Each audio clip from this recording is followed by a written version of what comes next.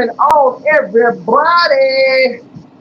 It's your boy LP, and this is the Best Damn Wrestling Podcast. So you LP? Normally, you see this guy over here talking, but I'm gonna start the show off today. As he called me the resident villain of the group, I'm gonna start today. Why? I'll talk about that later on. I was gonna introduce Victor Andrews, but he popped away. So I'm gonna go over to our regular host, Brian Renegade, the boss of all bosses, the man who put this thing together. The man. It's on you, man. It's on me. All right, well, I gotta introduce you. I just introduced you, brother. Say hello to everybody. Can you hear me?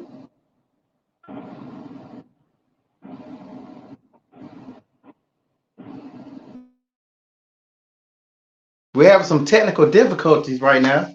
Brian's supposed to be running it back there, but let's see.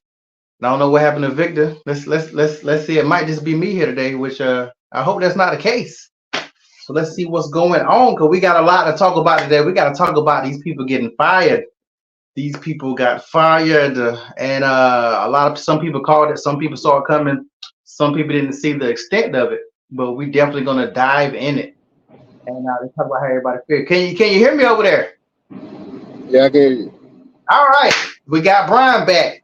So as I was saying before, Brian, say hey to everybody. What's going on, beautiful people? This is your boy Brian Renegade in the building. Yeah, ready to get this thing crack-a-lacking. You dig what I'm saying? All right. Speaking of wrestlers, we got a wrestler in the group. I ain't even gonna say all that stuff that Brian normally saying. I'm just gonna say this guy has to win against Bobby Lashley. He got that win. He went against Veer. Got that win. My man WWE, NWA, Glow. He been in there all. Give it up for Victor Andrews.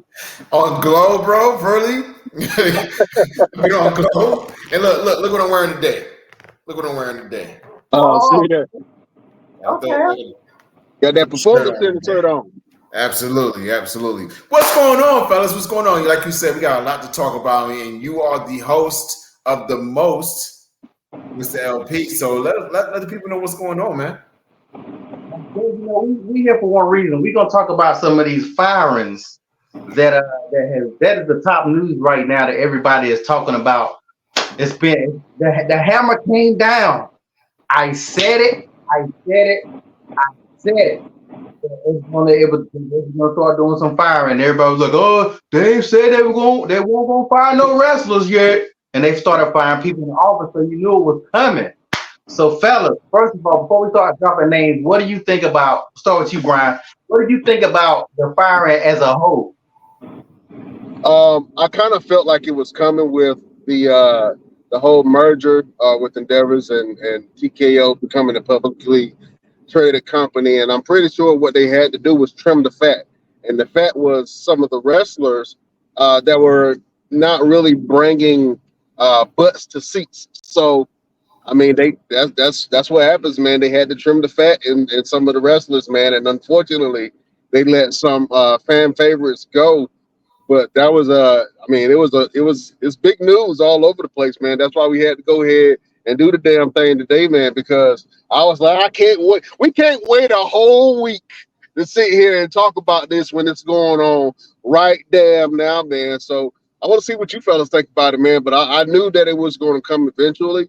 I knew they were going to have to either cut back on something or let some people. That's what it.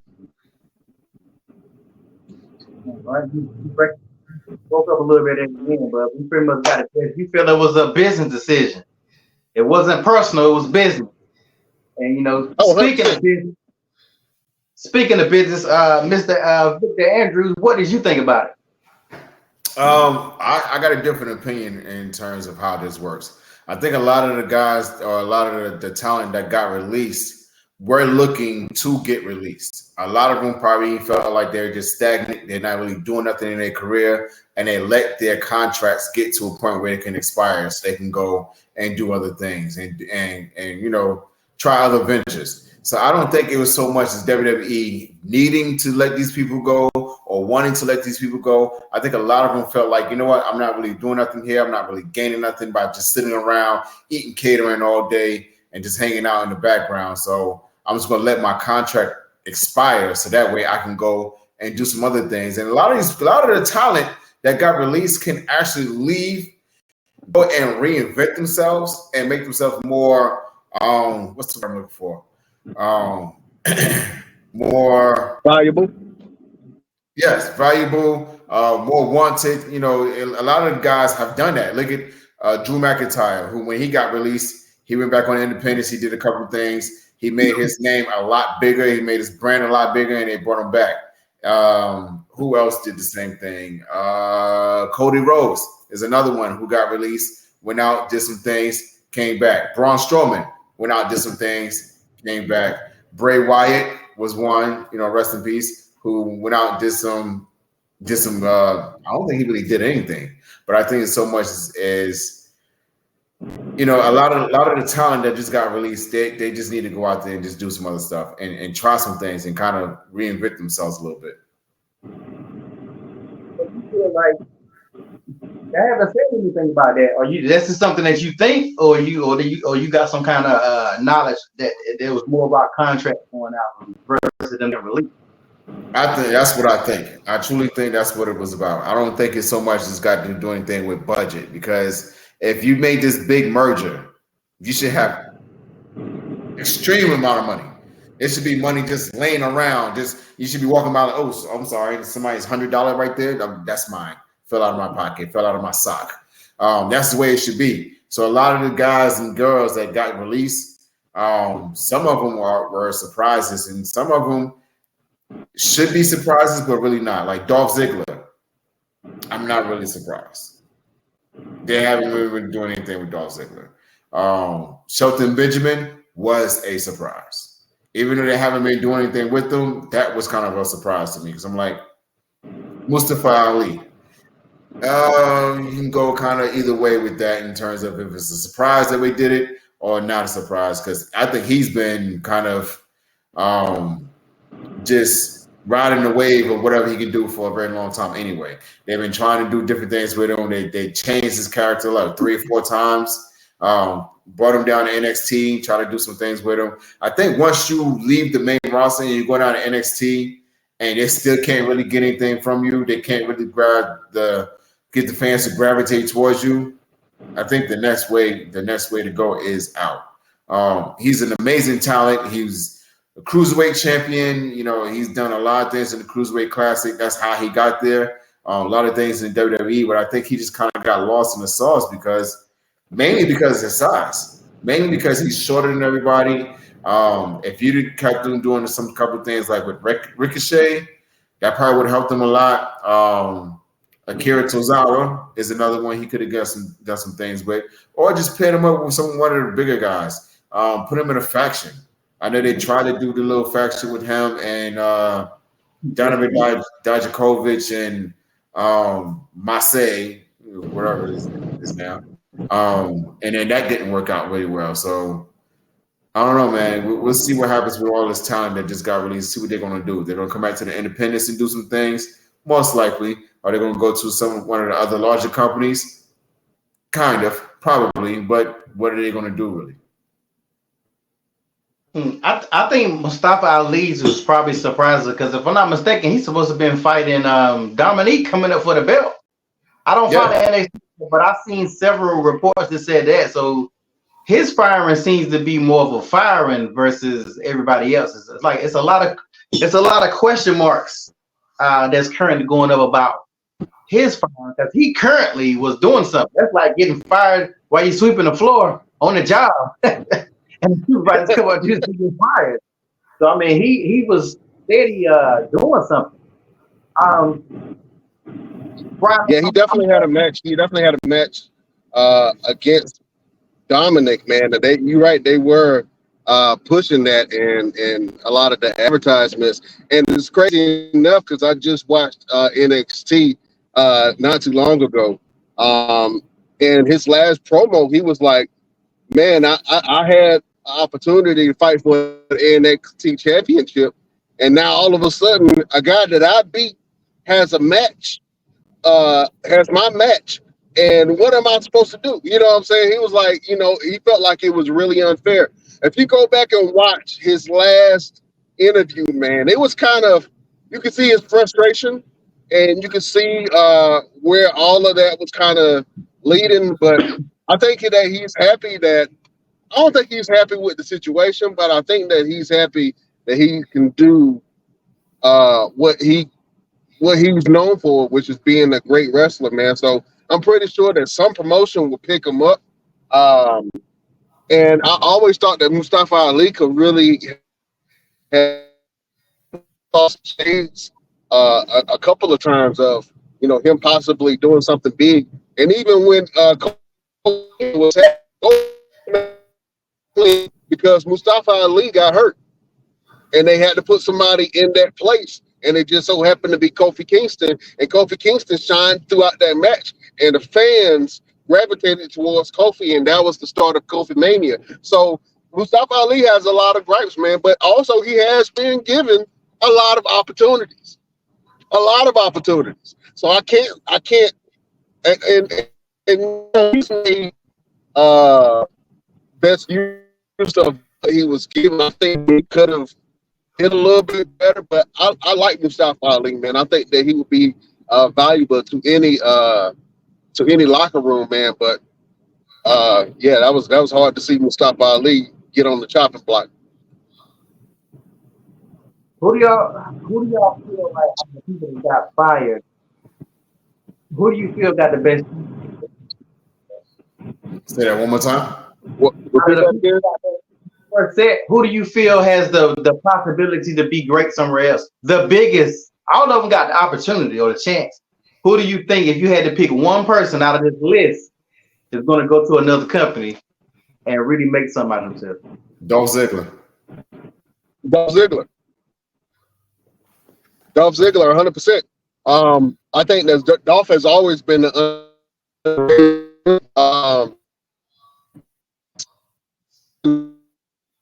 better. You break it. I'm sorry. Go ahead. Go ahead, Mr. Yeah, I think Dolph Ziggler is definitely going to be able to go out there and make a bigger name for himself. He can go down to AEW, do some tag stuff with his brother, and pretty much he can do whatever he like. He can do some single stuff, but I really think he's going to go tag with his brother, become a really good faction. I just hope they don't turn around and reincarnate some old school tag team like the Dirty Blondes or something like that. They don't need to do that. Just go out there and be the Zigglers or whatever you want to be call yourselves, but just go out there and just do your thing, man. I think a lot of the talent, all of the talent should do that. All of them should just go out there, whether they go back to their independent names or create something new and just go out there and just do their thing. Real quick, we have a comment from the Best Nation.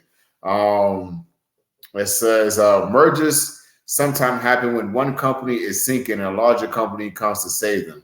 And depending on the absorbing company, who the absorbing company is, they tend to keep all of the personnel, and the absorbed company ends up letting people go. Was there a merger? Yes, there was a merger between WWE and UFC, who is now TKO. Did they change their name to TKO completely? I think it's just a merger. I think they still go by WUFC. Just that merger was TKO. Gotcha. So I think it's a publicly traded name on the stock exchange is TKO. The companies hold this name.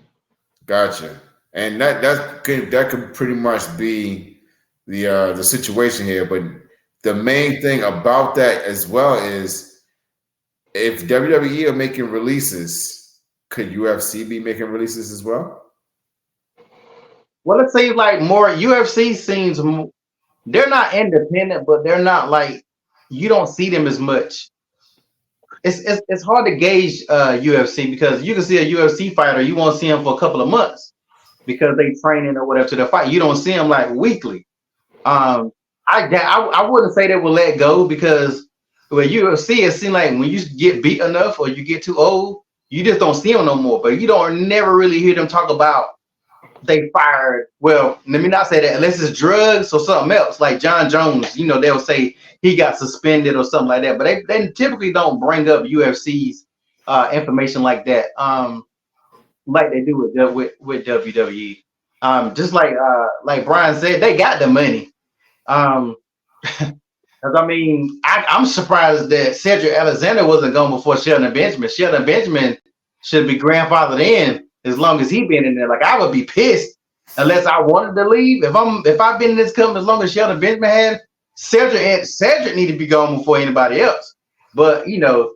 People get fired all the time in WWE and come back in a couple of months, or be backstage or just that and the third. I think that all of them got a chance to do something somewhere else, but I really want to see Shelton Benjamin shine somewhere because he's never shined. He's been great. He's gotten many pushes, but he's never got a push. Just as like how Christian is now. Christian is killing in the AEW right now, and even when Christian was in TNA, Christian was killing it in TNA. A lot of the other wrestlers that didn't do good at WWE went in TNA, and they had great careers. Or now in AEW, they having great careers now. So I don't know. Shelton Benjamin never been one that had that great character.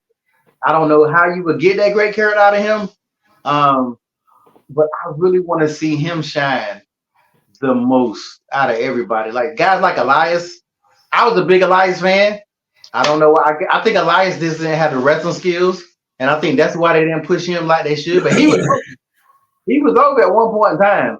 I just think he just wasn't that good in the ring, and that's why they didn't ever push him like they should. But they should have gave him that. Let's talk about Elias real quick because you brought up a point, man. He had a really monster response at one point in time. I thought that he was poised to win a belt, and I have no idea to this day why they never pulled the trigger on him when he was hot and cutting promos and people are singing in the ring. I think that they should have gave him some type of a belt. Even if it was a U.S. or Intercontinental belt, I think that he deserved that, man, because he was red hot at one point, man, and they did not pull the trigger. And then after that, he was shortly let go, I believe, and then brought back. And then he became, what was it, Ezekiel? The Ezekiel character, Freaky Ezekiel. I liked Ezekiel, too, and I thought they were going somewhere with that. I think that the whole Kevin Owens interactions with him and trying to say, hey, his name is really Elias. It's not Ezekiel. This is Elias. I thought that was hilarious, man. I thought that was good TV.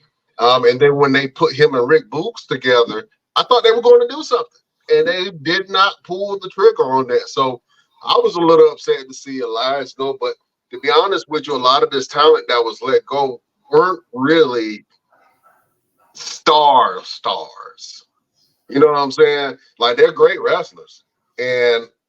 But nobody's really coming to see them. Most of these people are like mid-card. If they would have let somebody like LA Knight go, if they would have let Dominic Mysterio go, or Seth freaking Rollins, or Shinsuke Nakamura, people whose names are actually doing a little something and got something behind their names right now, I think it would have had a little bit more sting. For me, Dolph and Mustafa Ali were two big ones. And I believe that, wherever they go, they'll be good. But, Shelton, it's crazy that Shelton doesn't get the same respect like a Brock Lesnar or like a John Cena or like a Randy Orton. Coming from that OVW class like he did, man, and having all the talent in some of the best matches, man, especially the match that he had with Shawn Michaels, man, I thought, that's a classic match. So, Elias was a big one. I want to talk about one real quick. And LP, you mentioned it a little while ago, man. Your boy Shanky did the dance of death. And he's been released. Whenever the big dudes start dancing, man, they do not last long in WWE. I remember one time Big Show was kind of talking to Who was he talking? He was talking to your boy what's his name? Tyrus. Tyrus. Yeah, he was talking to him back when he was doing the Funkadactyl thing. Mm-hmm. And he was telling him, "Hey man, don't you dance, because as soon as you dance, you get devalued as a big guy." You know what I'm saying? But funny enough, Big Show really did his most entertaining work in WWE, because before then he was a monster in WCW. You know what I'm saying? So once the big dudes start dancing, man, let's talk about that real quick. LP, I'm gonna let you run prone on that, man. How you feel about Shanky? I mean, what what can you feel about him? I think we all WWE don't even have a big man right now. Who's the big man in WWE right now? Like who? They don't even have a dominant big man no more. Mm-hmm. Bronson Reed is arguable, but that's not is would you put him in the big man category as in Big Show and Kali and all that other kind of stuff? So I think that no, he would fit in there with like Albert. Yeah, Umaga. He fit in there in that kind of that class to me. But yeah, they don't have no big men anymore. I think they finally maybe they done stopped doing it because it doesn't work. Braun Strowman is probably the biggest man when he's on the roster. But Braun Strowman is only like a hair from dancing his damn self, because they was playing Braun Strowman too, make him tag team with a damn kid, and doing stupid stuff. So Braun Strowman was one. He was definitely borderline too. It's just hard to tell. Like, yeah, once you do that, it's over. Answer the phone, man. Answer the phone. Answer the phone. I couldn't hear nothing. It was I didn't know y'all can even hear it. My bad. Yeah, but yeah, it really seems that way. But I want to ask this to Mr. Everything. As a wrestler, you're working at a company and you have an idea, but that company, I know you're independent, but you make an answer this. But the company say, you know what? We want you to go out there and tap dance and wear black paint on your face and call yourself Los Negros. You're under contract, and that's what we want you to do. So you go out there and you give it your all, and it don't get over, and you get fired. Who fault is it? Is it you for not being able to pull it off, or is it for them for coming up with that bullcrap for you doing? See, that's the difficult part, because if you're giving your all, you're truly giving it your all, it's going to come. It should fall on the hands of the company, but 9 times out of 10, it doesn't fall on the company. It still falls on the talent. You can go out there and shuck and jive and do all kinds of tricks and pull a rabbit out of your hat and all this different stuff, but as we've seen, the stuff that we feel like is not going to get over gets over. The stuff that we feel like needs to get over doesn't get over. So it's a hit or miss type of situation, man. You got to go out there, but there's ways to be able to say, you know what, this is the character they gave me. Let me put my own little twist in it. It may not be exactly how they wanted it to be, but I can go out there and twist it a little bit. That way I'm comfortable in what I'm doing and I can grab the people's attention.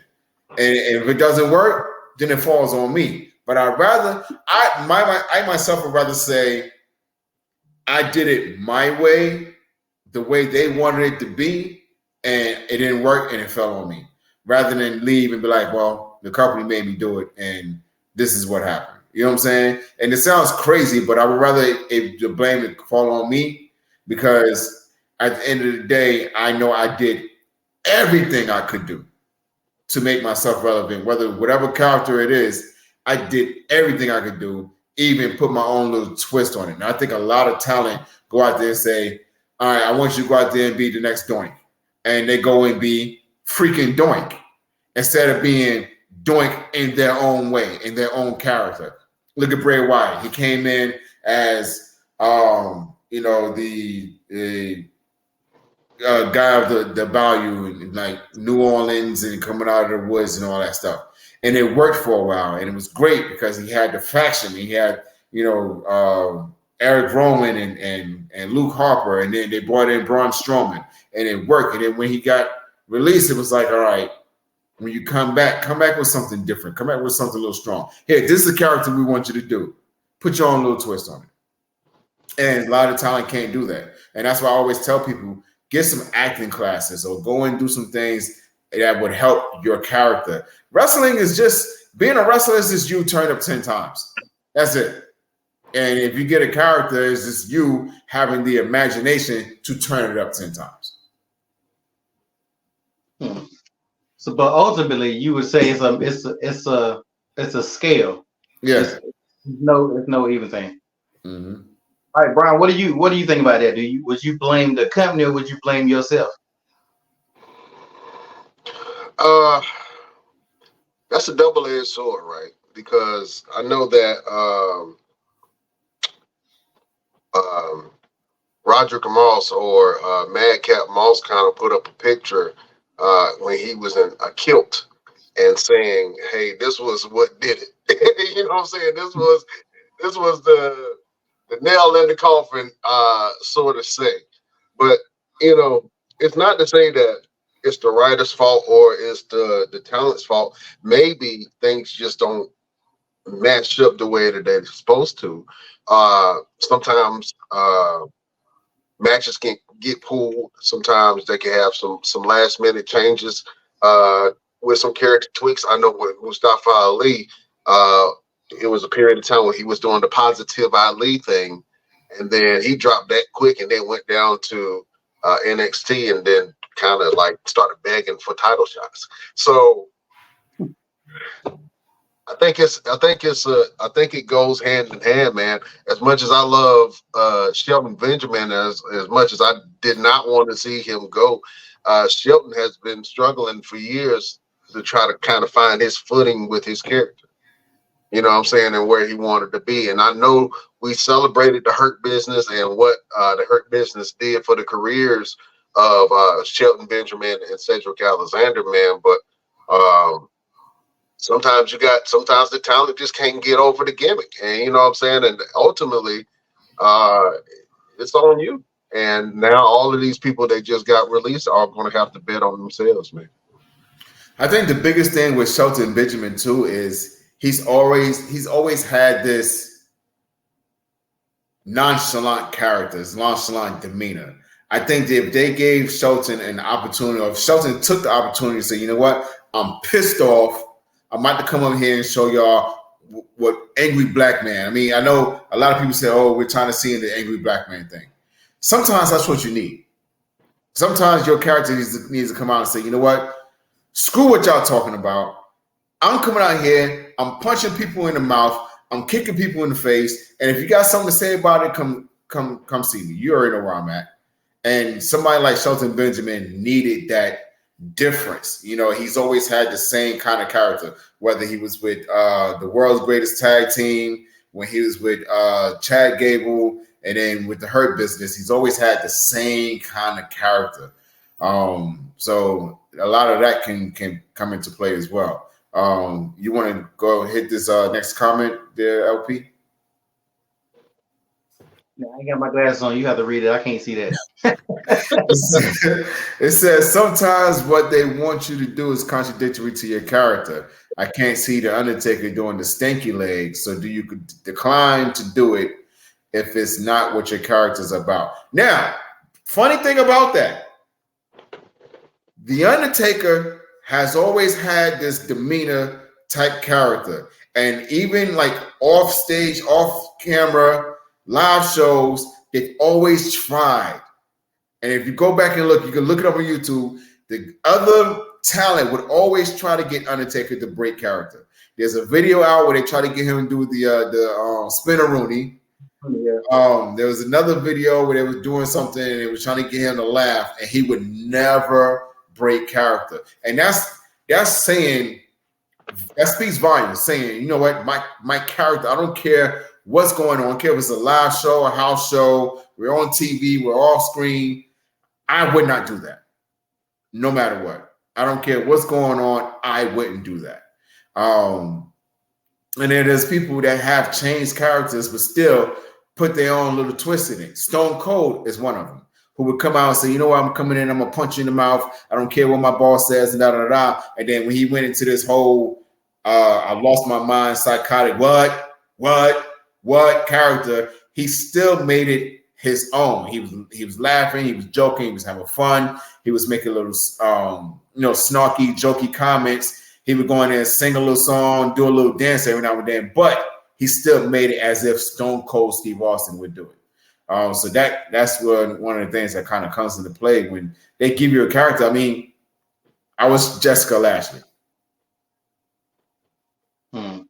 You know what I mean? I was Jessica Lashley. So when they say, hey, you got to go out there and do this, and that character changed 3 times before I actually went on TV. So when they said, here's what we want you to do, go out there and make it the best you can, I did that.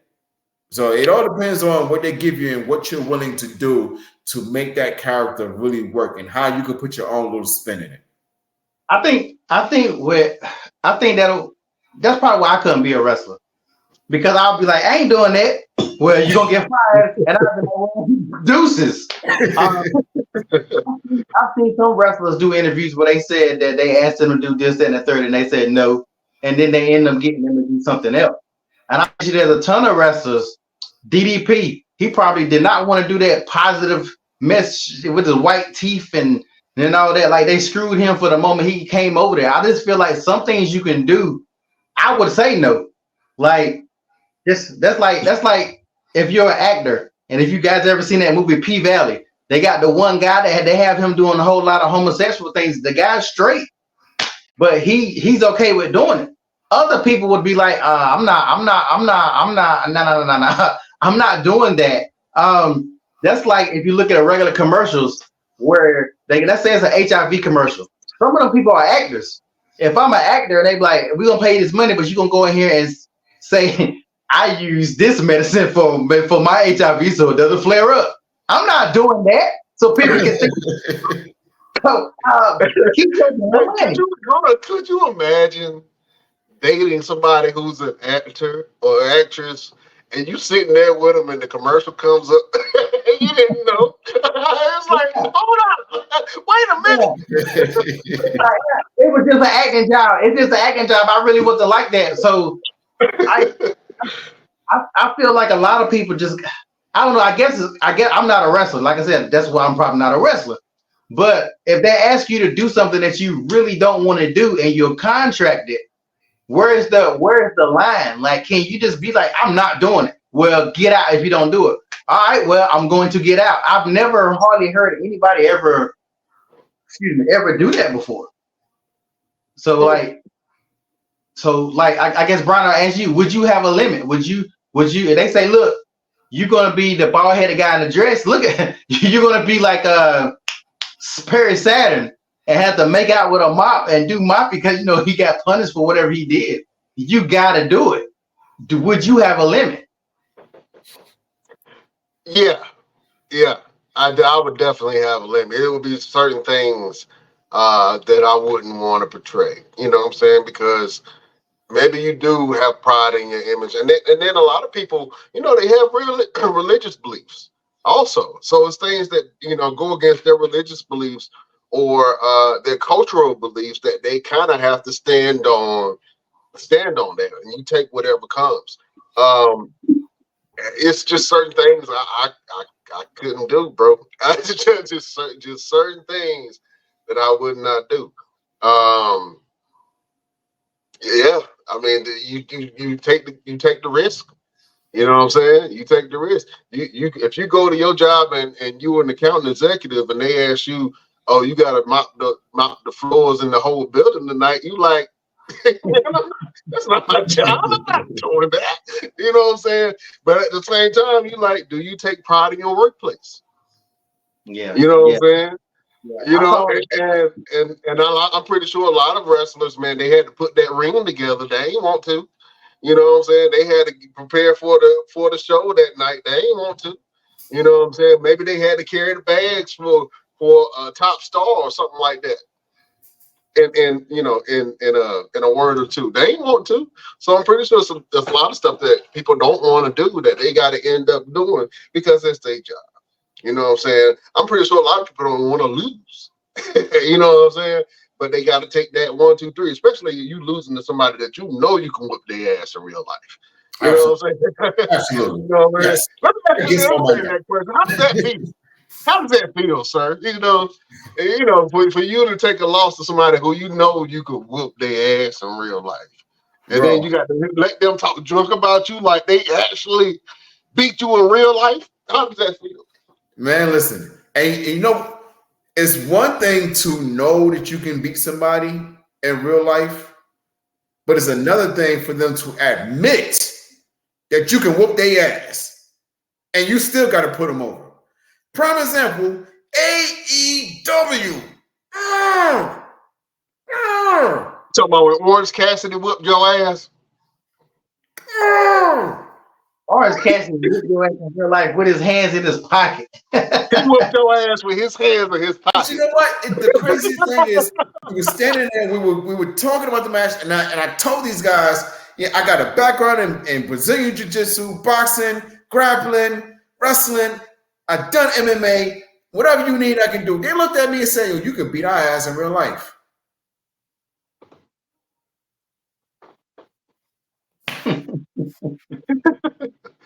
Yeah, man. That's got to be a tough one. You know what I'm saying? And then you got to hear somebody cut a promo on you afterwards and say, "Yeah, I beat Mr. Everything, Victor Andrews." I'm like, step outside. You know what? It's even worse when you got somebody that'll do a promo and you can't even send one back. Because I know if I send one back, you're gonna be pissing down your leg. You be calling your mama, talking about come save me and whatnot. You be calling the police and whatnot. Because if I cut a promo on you, it's a wrap. I haven't met not one person that's been able to combat me back to back on a mic or on a promo. Seriously. And that's not even trying to even talk big on myself. But I have not met somebody that can say, man, I can go back and forth with Mr. Everything. No, you're not gonna do that. There's an interesting interview on YouTube with Stevie Ray. And Stevie Ray said that's why he didn't ever come to WWE. Because a lot of people asked why he didn't come. And he was like, he wasn't gonna do some of that stuff. And he knew what they were gonna have Booker T doing. Like getting beat up by Stone Cold in a grocery store.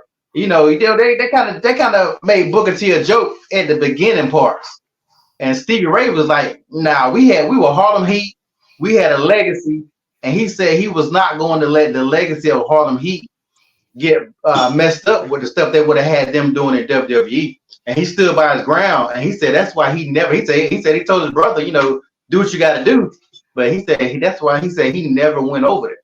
So I guess it's your morals and money. Which one? Which one? I mean, it paid off in the end for Booker T. Booker T is probably one of the greatest, not just black wrestlers, just in general. In general. But he did go through some stuff with Stone Cold was like hilarious. But that really showed Booker T comedic style. Booker T was funny back then. Like he had a very big comedic style. And I think that was more coming off than anything else. But if you're from Harlem, you're from the streets, you running from a white man in the grocery store, pour a milk all on you, the boys in the hood probably didn't like that. And that's what Steve Ray was saying. I felt betrayed when I found out that Booker T was really from Texas. And I was like, I've been lied to my whole life. I'm thinking he's from Harlem, he's from Harlem, New York. No, he's from Texas. So, but you got a point on that, man. Like, how far do you go? And to be honest with you, when Booker T and a lot of other WCW stars came to WWE, they had some trouble getting their footing. I think the only person that really was able to get in there and really solidify himself and his character was Goldberg.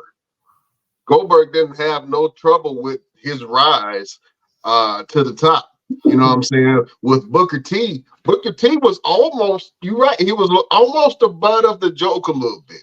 They were calling him like a rock clone kind of thing, and him and The Rock, they had some friction at first because of the similarities. Because you can't have two black men on top. Where they do that at?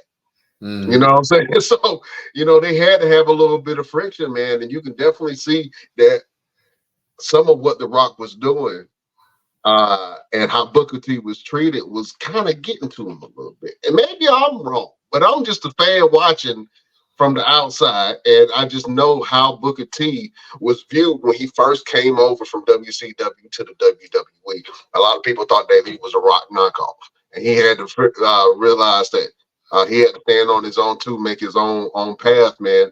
And like you said, he ended up having a legendary career, especially with the King Booker thing when that took off.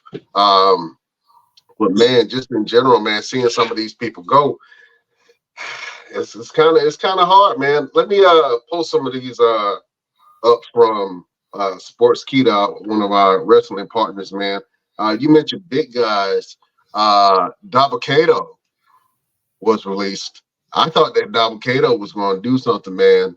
The last time that we saw him on WWE television on main roster, he was with Apollo Creed, Apollo Crews, and they were doing the Nigerian. Not Nigerian. What was it? What was his bit? It was Nigerian. That's why they always try to use black people. They always make them Nigerian. It was like he was general or something like that. Yeah, it was Commander Aziz. That was a horrible name. You know what I'm saying? That sounds like something you catch. Yeah, yeah, that Commander Aziz. But Dabba-Kato kind of struggled a little bit, and I thought they were going to do something with him. Eventually, they dropped him down and started doing the Raw Underground thing. Well, he was dominating in Raw Underground for a little bit until somebody came in and put the pause on. I can't remember who was it. On Raw Underground, that came in to put the pause on. Jeez Louise, ham and cheese, please. I can't remember. But anyway, then he went down to NXT. Started having another feud with Apollo Creed. Excuse me, I keep saying Apollo Creed. Apollo Crews. And then stayed down there for a while. And he wasn't really on NXT TV either, man. So that was a big guy that was kind of wasted. We really didn't see what the potential held for Dabba-Kato, man. Go ahead, Pete. No, I was just saying that I was really trying to remember what it was that I don't even remember him. So that it was Braun Strowman that gave Dabba-Kato that loss. Okay, it was Braun Strowman. Okay, cool. Also from NXT, your boy Quincy Elliott, who was making some waves when he first came in. I don't know quite what his character was. It's almost like a viscera, very overly sexualized, big guy kind of character, man. And he caught a little bit of buzz, after his first match. He even had a move called the Bussy Bomb, which I knew he was going to be going after that shit. The Bussy Bomb, boy pussy. I was like, I don't know about that, bro. I don't know if they're going to push that like you think they're going to push that. But man, I mean, a lot of people thought he was going to do something, and they were happy to see that representation that he brought along with him, man. But they let him go. I'm not sure if they didn't think that he was going to do something. Also, your boys Mace and Mansoor have been released. I knew they weren't going to last long once Maxine kind of left the group. Maximum Male Models. Also, I was waiting for this one. Dana Brooke, I was like, listen, if they fire all these people and they keep Dana Brooke ass, I was gonna be upset. Straight up. I was like, who is she loving on to stay around? But they let her go. Personally, I was kind of happy to see that one. I was like, it's about the damn time. I don't know why they kept her around. Hopefully she does something on the independent scene or wherever she ends up going. But they needed to let her ass go out. I'm sorry. Sorry about that. Couple of other big names, man, that you mentioned. Elisa Leon from NXT. She was released also. Aaliyah, she was out hurt, I believe, and then they kind of never brought her back into the fold. She was released. We just mentioned Madcap Moss, Roderick Moss, or Riddick Moss. He got released also. I just said Aaliyah a few seconds ago. Emma was released. She put a little shade on there. She was posting up the Elimination Chamber thing that's going to happen in Australia, man. And then she was like, oops, never mind. I got released. So she was trolling a little bit. And that was kind of hard. Your boy Rick Boogs also was released. Along with Elias, man, and I like Rick Boogs, man. I think that they should have kept him with Shinsuke Nakamura, but they did not. They did not, and of course, your boy Dolph Ziggler, man. Listen, the Best Damn Nation was kind of savage on this one, man. If you can read that, Mr. Everything, I want you to read that post. Yeah, it says these rumors floating around that he's either injured or he got pregnant. By who? From Nia Jax, but who really knows? Really? Oh, man. You know what? The common denominator in all of this was a lot of the talent that got released were on an injured type of situation and never made it back. Rick Boogs injured. Aaliyah injured. Riddick Moss, I think he got injured. Emma, she got injured and never went back to wrestling anybody. So a lot of these talents were on a injury type of situation and just never made it back. And that's why we always say, man, be careful, because the minute you get injured, it's hard to make it back, especially if you ain't got no really big gravitation from the fans. Best Damn Nation, we're going to introduce another member of the Best Damn Crew, our man with his favorite picture of him and Kevin Owens. Chef Showtime is in the building. What's good? What's going on, Showtime, man? How you feeling? Not tired, just got off work. Just got off work? Hey, man, at least you still got a job. We're talking about WWE releases right now. And tell us, who are you mostly surprised by getting released on this one batch, this first batch of releases? I want them to release me. But like Rick Boogs, like you were saying, I like Rick Boogs. Rick Boogs was a beast. I like Madcap Moss. Moss was a boss. I liked him, but everybody else, whatever. Even Shelton Benjamin, Dolph Ziggler, was whatever for them. Yeah, because they old, they old. I ain't gonna say all that is old. Dang, that can't be that much. That can't be that much older than Rick Boogs. If he young, he look old. No, but Rick, I'm near 50 if he a day.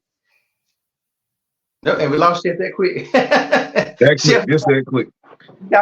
Rick Boogs is 35. 35. Yes.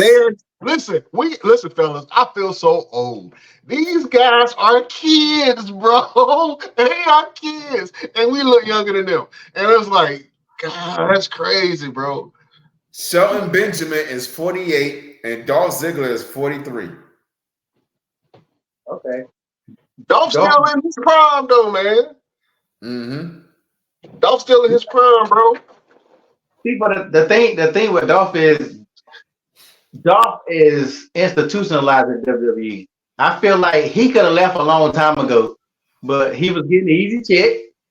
He had to lose a couple of matches here and there, but he still was getting paid. So I think some of these guys, their heart ain't in it. Like some of these guys might not go nowhere else. I think some of them go. You're not gonna see the maximum male models debuting in AEW. Like stop it. Like them guys are gonna go find them something else to do. But I don't even think everybody is. I think Elias will keep going. I can see Elias in Impact or something like that. Not with the same gimmick. I don't know, but I think some of these guys just done. They don't really care. I think Shelton Benjamin is somebody else. Shelton Benjamin probably could have went somewhere else. No, he couldn't. He was getting that check. Go ahead, Chef. No. Shelton Benjamin, you couldn't go nowhere else. He sucked. I don't like him no more. What? He got old. He got old. You just be saying stuff for shock value, yeah. Man, Shelton Benjamin, put like this, since he left the Hurt Business, he went downhill. 100%. I mean, he could wrestle. But who want to see him wrestle? What was that match he had during his end? Didn't he just do like an anniversary or something? Maybe like a couple months back. Yep, Yeah. he sure did. But I got a question. Who did he wrestle? Who you wrestle? Who did he wrestle? He just celebrated. That means you're a no name. You're lost off cloud. Nobody know who you're wrestling anymore. That's not a good thing. But here's the thing. Here's the thing to really consider. Yes, a lot of these talent got released from their contract, right? That does not say that they got released from the company altogether. Some of them might go backstage and do some producer work. I can see Shelton Benjamin doing some producer work or going down to the performance center and helping out and being a coach. I can see Dolph Ziggler doing the same thing. Some of the other ones, the younger ones or newer ones like Mustafa Ali, yeah, he's completely going out the building. Yeah, I don't think he's going to stick around and try to do anything. I could see him going to probably Impact. If Shelton Benjamin does not do anything with WWE, I think he may just be going home.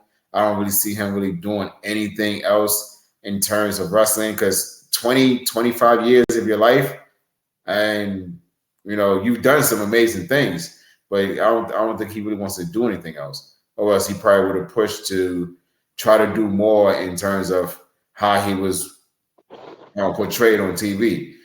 He got really comfortable just doing some backstage stupidity with R-Truth. Him and R-Truth had a couple of things going on backstage and doing like what was this, main event or superstars or something like that.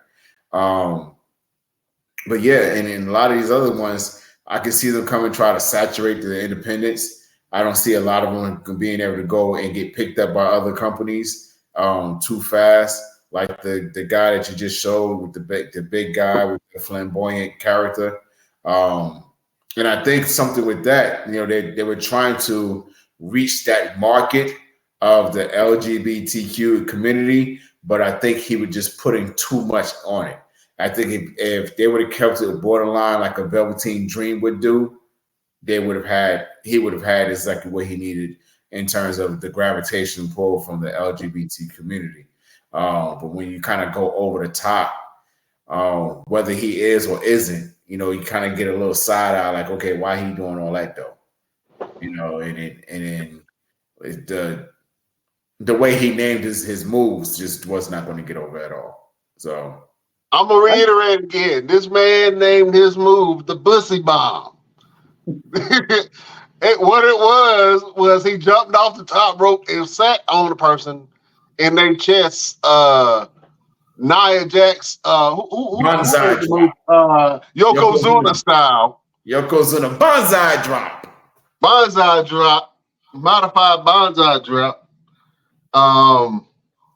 It was horrible. Yeah, I hated the name when I first heard it, and I was like, "There's no way they're gonna push this through, and for it to be marketable, especially his character." And they could have got away. We had Goldust back in the day, Gorgeous George. We had a lot of androgynous, flamboyant characters, but you really have to walk that line because you have sponsors, you have kids, you have a lot of moving parts that's along with that. And so your representation, even though they show good guys and villains and dead people and all kind of characters in wrestling, you kind of have to watch when you have a large project, a large product like WWE, what your character is, what it's about, and how you market it. I think the LGBTQ community got him canceled because of that. I can see that. They might then let him know. Yeah, he might have been doing too much. Yeah. Yeah, they got limits. Even they got like, hey, look, you doing too much. Well, I want to ask everybody this. So you running the company, or you making these cuts? The next round, 5 wrestlers you get rid of. Because the next round, think on it. 5. You got to choose 5 wrestlers to get rid of. They didn't get right now. Who your 5? Start you, Brian. No. Oh man, you got to go with me, and I fired people before. It don't feel good. Let me see. 5 wrestlers that I would let go. Is that in the whole company, NXT included? Nah, WWE, because I don't know them NXT dude. They can fire all the people I wouldn't know who they were. Oh man, then you put me in a tight spot, Jay. Okay, who would I let go in the next round? How about this? So everybody ain't got to do right off the dome. You name one, Victor. You got to name one. Chef, you name one. I'll name one. Then we go to 2, and then we do it like the 2. We all get a 5. So one person right now. Oh jeez. Oh crap. From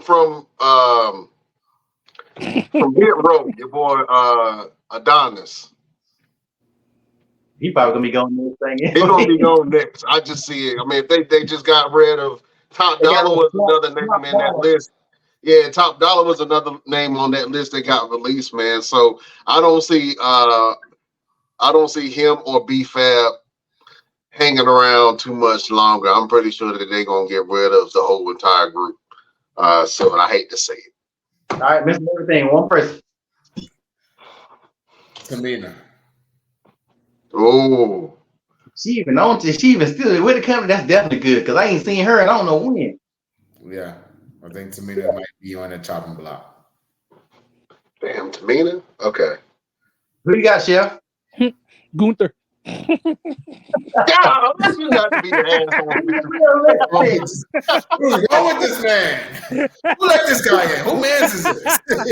Nah, what's that little Asian dude name? Tozawa? Yeah, Tozawa. Man, if they get rid of Tozawa, I'm gonna be mad as hell, bro. Now, I like Tozawa. Yeah, everybody like Rick Boobs, Look what happened. I'm gonna say, and I'm not trying to be funny because Chef on. Vince got rid of him again, and Vince got rid of him before, and he gonna get rid of him again, and he currently hurt, and he ain't do nothing when he came back. And that's your boy Braun Strowman. He's gonna be gone again. Braun Strowman will get fired in the 3rd round. Watch. I'm gonna get him an interview one day, and let's see how much trash we're talking. LeBron sitting right here in the screen. I'll slap him in his face. Oh yeah. Okay. All right. Brian, another pick. Oh man. Jeez. Let me go on SmackDown. Pass me. I'm trying to think. I can't. I don't even know who on the roster. All right. I really hate to say this because he's my boy, but he has not done anything in a long time. Otis, really?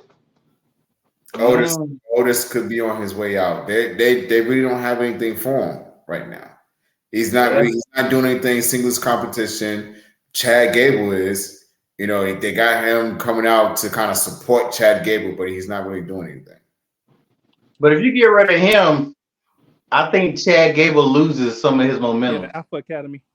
Yeah, I think both of them have came up with the Alpha Academy. Now get rid of that chick, whoever she is, she can go. But the thing is, with the Alpha Academy, Chad Gable can bring in anybody.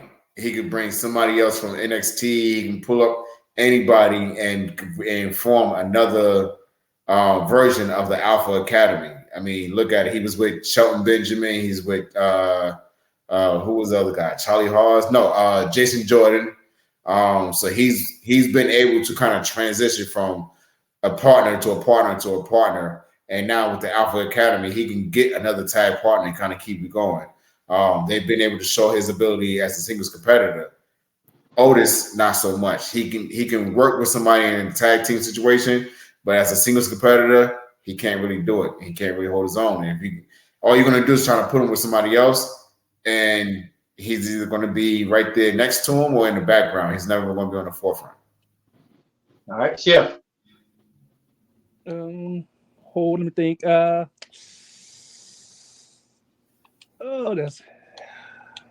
You gonna have plenty of time. Jinder Mahal. Yeah.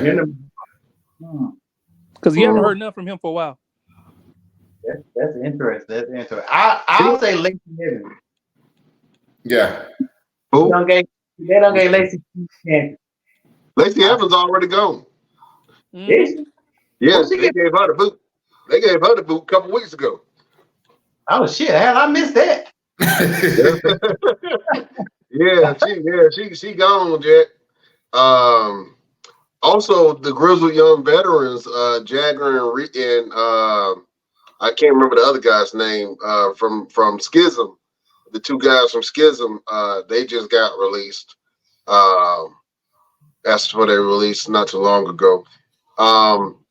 Somebody who I think that should be released, and I just saw the picture a few minutes ago.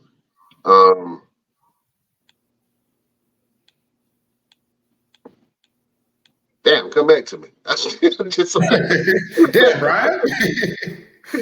All right, my next pick, this is my third one, right? My third pick is going to be Sonya Deville. She already gone. I don't think she's gonna come back. She got an injury, and I'm pretty sure they're gonna let her ride. But she's not fired yet, though. You know, but Not quite, but she will be. She will be. Cameron Grimes, man. I think that Cameron Grimes, and as much as I love Cameron Grimes, I think that he will be better somewhere else, man.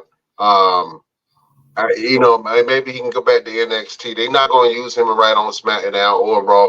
He's going to have to join some type of a group, or I think that he's going to be a wasted talent, man. And I'm pretty sure they overlooking him because he has a smaller stature. But Cameron Grimes is a great character, man. I mean, he bulked up right before he came to main roster.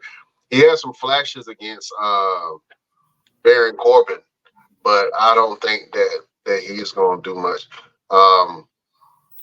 And then your boy Scripps, what was it, Reggie? Oh, Reggie, they used to hang around Carmella. And he went down to NXT, and he put on the mask, and he changed his name to Scripps. And now he's with two other guys, and he's trying to act like he's a street dude for some strange reason. It looks super soggy. Get rid of Scripps, Reggie ass. Let him go on about the business. Did you have one, Chef? Shanky. He already gone. He's already gone. Oh shit! Then let me get another one. I've been missing these other firings. I guess ain't nobody cared. Go ahead, Chef. Damn, I can't. Fuck. I say a surprise shocker. Y'all can believe it if you want to. I say Austin Theory. No. What else? What else can you? Whoa! Hear me out. What else can you do?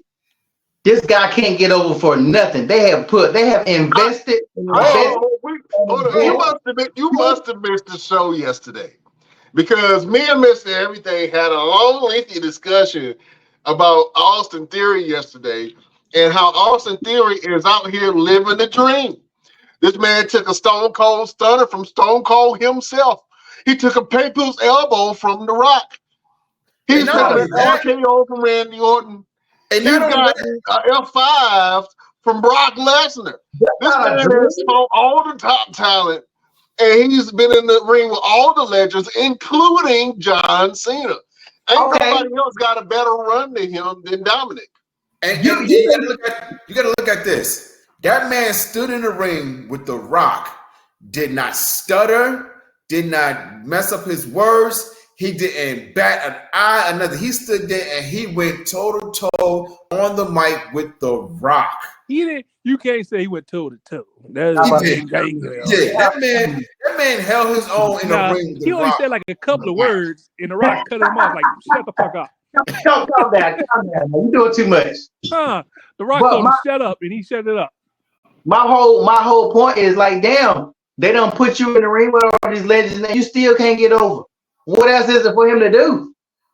We don't put you in the ring with The Rock. We don't put you in the ring with John Cena. You had our match with John Cena at WrestleMania, which John Cena said you will not be, if whether you win or lose, you're going to lose. He's been in the ring with all these people. What else can Austin Theory do? He done changed he done stopped taking the selfies, and he got tough. And y'all was like, oh, this is a gritty one. This is going to do. The fans don't give a damn. He had the worst cash in of all time, the dumbest cash in ever. I mean, he living the dream. Yeah, I would love to get F5 by Brock Lesnar. But if I'm trying to come up, what can they do with Austin Theory? They have not gave him a faction. We all said he needed that. That didn't happen. What else can they do with Austin Theory? Right now they got him partnered up with Grayson Waller. You know what I'm saying? And I actually like them two together. They had them partnered up with them damn them two. Who them two boys they had them with? Pretty Deadly. They had them teamed up with me. Tell me, please, anybody, any of the three, what else can they do he can't get over? And it's not no heel. It's not like booing because he's a heel. He just can't get over that branch. Tell me I'm wrong. Tell me I'm wrong. Tell me they have not given him every single opportunity to be that guy. Or at least he's not even the top heel. He's not even the top heel on his show, on no show. Dom get more heat than him. Austin Theory has not done nothing. I think Austin Theory needs to go into a MJF mode. I think Austin Theory needs to go out there and just run his mouth and say whatever he want to say. He's been doing that. No, not the way that he could. I think that's what he needs. He needs to go out there and just be like, you know what? All y'all can kiss my ass. He kind of been saying that. I feel what LP is saying a little bit. But the way I look at Austin Theory, man, as I look at that plateau that he has to hit, right, when he's been given opportunities and he's going out there and then the fans are starting to reject him. But he's embracing the rejection, man, almost sort of like Brock did, almost sort of like Roman did. Remember, Roman, people hated Roman ass for like 2 years straight. And it took Roman to leave and come back and say he had leukemia, and then to go away and then come back. And now all of a sudden he was this huge baby face. And he had a couple rivalries, and then Paul Heyman got a hold on him, and it's been history ever since. So, a lot of people have that period of time where it takes them a while to get up. Think about John Cena. Think about the last 2 years before he just came back last year. They were still saying Cena sucks on his music. Now they play his music, they don't even say it no more. But they don't mean that's just because he's old and they respect him that he's old. They respect him that they respect his ball spot. He got wrestling with his ball spot on top of it. They respect that. People don't let Ric Flair come back, even when Flair was a heel with Evolution. He still was getting damn cheered. He Ric Flair. Cena has reached that echelon where let's look at The Rock. And I wasn't here last show. So I say this, I know we probably get ready to close it down. But I told y'all The Rock was coming back because The Rock is catching hell everywhere else. That mess he did with Oprah Winfrey, they ate him alive on social media. So The Rock didn't have no choice, but he didn't go back to WWE because of the fans. He did it because that's the one place where he's guaranteed to get his love. If if he stays there too long, trust me, the fans gonna flip on The Rock. The Rock, I don't know what his plans is. I'm gonna be honest, I don't want to see The Rock wrestle. Cause I saw I saw a little bit what he did in the ring. I don't want to see no more. I don't want to see him wrestle Roman because Roman is going to have to carry him. Everybody wants this dream match, right? We all have these dream matches. Sometimes it's better to play those dream matches on a 2K game or no WWE No Mercy.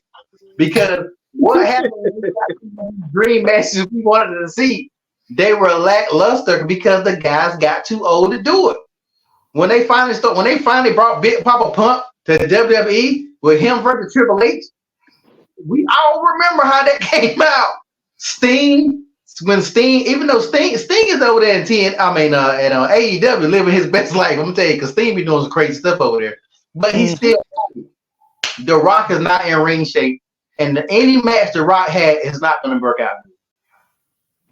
They had interview with him on the Pat McAfee show, and he was talking about that at WrestleMania 39, The Rock versus Roman was locked in.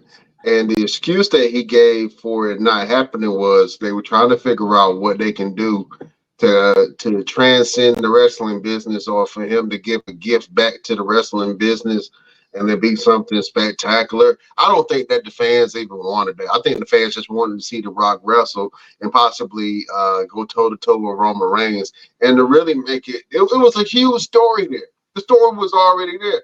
Why are you trying to add some extra stuff on, like, oh, we just couldn't connect the pieces to make it that kind of story? It was already there. The pieces were laid down. The fans were clamoring for it. There were hits being dropped, and then all of a sudden, it's not happening. And so, like you just mentioned, LP, I don't even know if I want to see it now. Because if you say, hey, we were supposed to do it, but we just couldn't lock in what that thing was. Now you can't just go and have a match with Roman at WrestleMania, because if you don't deliver the thing that you said in the first place, why you didn't have the match, the fans are going to be upset. I don't want to see The Rock go in there and follow his shield. I want to see him at his best. I want to see him really tell the story with Roman, a back and forth. I want to see that. But now, do I want to see it? I think I wanted to see it earlier this year. I wanted to see it for WrestleMania 39. I don't know if I want to see that now. And you're right, LP. Like, even if he do come, he ain't going to win because he ain't going to stay around long. No, I don't. I have been on my soapbox by myself on my only lonely island for years. I have not wanted to see this match. I don't know, and we have to look that up. That's probably a good stat. I don't know who The Rock last match was. Who was The Rock? Anybody know who The Rock last match was? John Cena. Yep. John Cena was his last match. Okay. So that's just like people were saying, oh, let's see one more time John Cena and The Rock. No! Even when Cena has been wrestling, let's not act like Cena is tearing the roof off. Like, when you get to be a certain age, you can't do the same stuff no more. And The Rock is too damn big. The Rock is not going to be able to perform like we want. I want to see The Rock be The Rock versus. I want to see him cut promos like he did against John Cena, like talking trash to Roman. Like, if you're gonna do it right. But just like you said, I don't want to see it now. And at WrestleMania, how long is that? That's like months and months. That's even longer. The strike will be over by then, so The Rock will be back at work. So he's not gonna do it anyway. It's bad enough that Roman's not even gonna wrestle until like November, from what I understand. This guy got we ain't got time to go in there. We gotta talk about the next show. How Roman Reigns is a bitch. I said it, and he's the worst. I'm tired of you guys talking about he's some great champion. This guy's the worst champion. He's a Brock Lesnar. Huh? He's a Brock Lesnar. He's worse than Brock Lesnar. Brock Lesnar. I would have to say, during that period of time when Brock Lesnar and Paul Heyman were holding the belt hostage, and then they were talking about Brock going back to UFC, everybody absolutely hated Brock. They talked shit about Brock because they said Brock wasn't defending the belt. Even Seth Rollins was talking about how Brock wasn't defending the belt and they needed a real champion. So when Seth Rollins beat Brock Lesnar for the belt, man, that was a huge moment because it kind of felt like that the belt came home. You know what I'm saying? A little bit. The fans felt like the belt finally came home. And I think that's what happened with Seth Rollins won the world heavyweight title that he's currently holding now is that it came home, and now we have a champion that we can be proud of. And then I believe just recently him, Seth Rollins, Roman Reigns, and John Moxley were voted three of the top wrestlers in the world, which were all members from the Shield. You know what I'm saying? So I would dare say that Roman is playing his position the way he should. You know what I'm saying? Because that's how you do longevity for over a certain amount of time. If he's fighting every week, he's going to have wear and tear on his body, and you see that with Seth Rollins right now. Seth Rollins has the whole storyline on how he's hurt. You know what I'm saying? So, at least wrestle once a month. At least Brock was wrestling during the pay-per-views. I mean, I get what you're saying, but too, you got to think. I'm not a fan. The hell with Roman, but Roman got a lot of fans, and Roman got kids, and they got people that want to see him. You just like you said about people. Nobody's going to go see Shelton Benjamin, like y'all was saying earlier. People are coming out and they're paying money to see Roman, and he might not show, or he might show. This is like basketball team that I had at low managing. I'm paying money to go see KD. Bring my kid to see KD, paying $300. KD on the bench. He taking a break tonight. That is some bull crap. And wrong. I get the arguments that people want to use about it's longevity, blah blah blah. But that's not wrestling. That's not how wrestling works. You should at least fight during the pay-per-views and have some kind of storyline build up because you're the top star. Was Stone Cold, The Rock, when they were top stars, they didn't take no pay-per-views off. Like, how is it? I know maybe this is a new age, I guess, or whatever. And I'm thinking too old school, but let's be real. People pay to see stars. People don't pay to see Rick Boogs, whatever his damn thing was. Well, you got to take in consideration of a couple of big things. One of the big things is injuries, right? Back when Stone Cold and all of them was still fighting through their injuries, torn, tendons and ligaments and whatever, concussions, they were just doing it. Now you got situations where a lot of the talent are still wrestling or doing whatever with his injuries, and now WWE's getting all these lawsuits. Oh, I had to deal with this. I had to deal with that. I was forced to still wrestle and da-da-da. So a lot of them may want to still wrestle, but being told, nah, you need to go sit down. You need to go take some time off, rest, heal. And we're doing a lot of different things than what they've done back in the day. We took out the chair situation, but we're still doing the crazy dives, the slams on the ladders, the dives off the top, off the balconies. And, Kevin Owens just did the swanton off the balcony onto Dominic, but you're still hitting a bare floor. There's no padding there. So a lot of them are doing things to where it's like, all right, you need to take this time off. So, yeah, it may be a situation where, like, you want to see them constantly going all the time, but our bodies ain't made like that anymore. We had the older ones who's like, you know what, I'm gonna keep doing, and a lot of them can't even walk, bro. A lot of them can't walk. They can't function for themselves. It's hard to get out of the bed. So a lot of the guys that are doing it now are taking a little bit extra precaution because they want to continue to do it. They want to be able to still entertain the fans. So if it requires me to take a month, 2 months off because I got a freaking hangnail, then shout out to Sin Cara. Then that's what I'm going to do. But at the end of the day, you got a lot of things to kind of consider. And a lot of them are having families now. A lot of people are saying, I want to be home with my family. A lot of, like, back in the day, they was always on the road. And they was like, I need to be on the road. I need to do this. I need to go do that. Not anymore. It's not like that anymore. Yeah, I get what you're saying, but that ain't wrong. Roman just don't want to wrestle, so he ain't got to wrestle. Well, you got to remember, he may have beaten leukemia, but that's not saying that it's not completely gone. Yeah, but if that was a health issue, something like that, I don't even think he would even be doing what he's doing. I'm not. That's questionable depending on how that is. I still think it boils down to how they write the situation, because it doesn't matter what happens. The longer they continue to do Roman like they're doing Roman, it does not help the company at all. He's not elevating anybody. I feel like champions should elevate people. Maybe I'm wrong. I always thought the champion is supposed to, when somebody got a contendership, you elevate them to make them bigger stars because you're the biggest star because you have the belt. How many people has Roman really elevated? You can say parts of the storylines or whatever you might say, maybe Sammy or maybe, maybe the Usos and stuff like that, but not a lot since he's had that belt. How long? How many years? 3. 3 years. How many you can count on your hand? How many people you can actually say that Roman actually like elevated as a champion? And whenever Roman stops, let's say Roman gets hurt his next match. Let's say, God forbid, but let's say Roman gets hurt bad and he can't wrestle no more for 2 or 3 years. We've seen Triple H get hurt, take 2 or 3 years off, John Cena, Stone Cold, yada, yada, yada. Before, when Stone Cold was gone for 2 or 3 years, you still had other big stars in their place.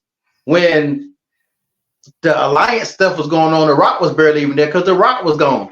If Roman leaves right now, who's your let me ask everybody that. Roman gets hurt and leave right now. Who's your top 5 top stars on either show in WWE right now? Start Seth Rollins. So name 4 top stars. Wait. Brock is part-time, so don't try to throw Brock in there. Brock is a part-timer. I'm talking about full-time. Huh? I'm gonna say Gunther. I'm gonna say Chad Gable can be a top star. No, top star right now. Top star right now. Right now, Gunther, Drew McIntyre, Shinsuke Nakamura. You already said Seth Rollins, Austin Theory, and then I'm gonna throw an honorable mention, LA Knight. Yeah. But here's the thing. With Roman's level where he's at right now, someone beats him, they're freaking skyrocketing immediately. And you got to have somebody that's strong enough to take that type of pressure. Whoever beats Roman right now is going to be astronomically skyrocketing. And you got to have somebody that's going to actually be able to handle that kind of pressure. They got to be able to do all these tours. They got to go do these interviews. They got to do daytime TV, ABC, NBC, USA, Japan, Europe, Africa. They have to be able to handle all these different things. Once that happens, who do we really have that can say, I can handle all that pressure? There is nobody on WWE right now that can say out of their mouth they can handle all that pressure, because you have to realize whoever beats Roman right now has to be ready to go in that damn plane and be on that road. The moment you change your clothes after that match happens, you got to be ready to go to the next damn city, no matter where it's at. The American Nightmare, Cody Rhodes. I'm sorry. Go ahead, Chef. Cody Rhodes. Cody Rhodes is definitely, and I don't know how I missed him, but Cody Rhodes would be that guy. He can take over. He do it AEW. Look at them now. So Cody, we'll say you say Cody Rhodes the only one?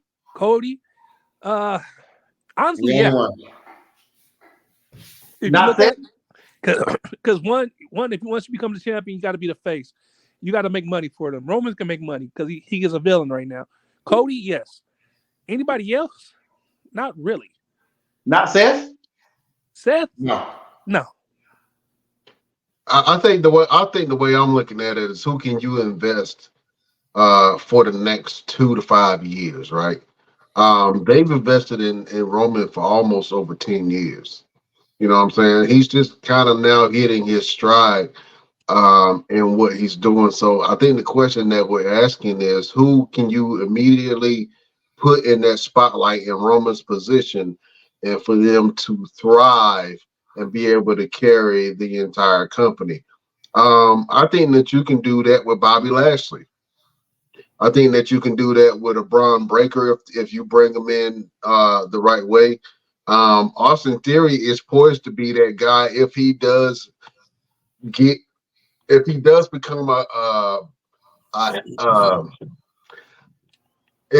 become a beloved heel and not a hated person.